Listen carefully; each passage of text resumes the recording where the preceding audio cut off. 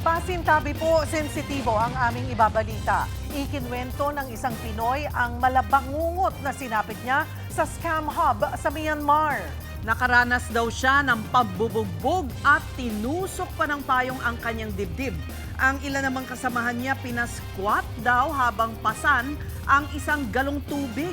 Nasa frontline ng balitang yan, si Rainiel Pawid, exclusive.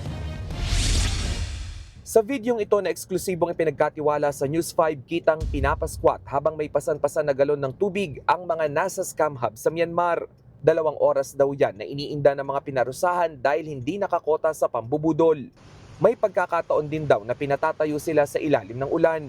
Kabilang sa nagtiis sa malabangungot na karanasan ang 23 anyos sa si Kyle. Naikwento niya yan sa tiyahin niyang si Mika.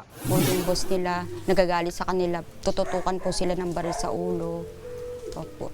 Tapos, kahit umuulan, umiinit, nakabilad po yan sila sa arawan, sir.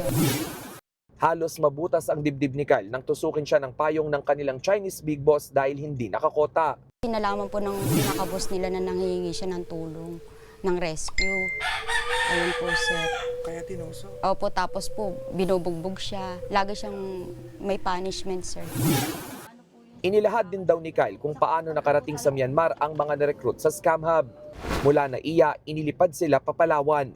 Pagdating sa Palawan, isinakay sila ng speedboat patawid ng Malaysia. Sa kuha ni Kyle, tanging isang lata ng sardinas ang kanilang pantawid gutom habang nasa laot.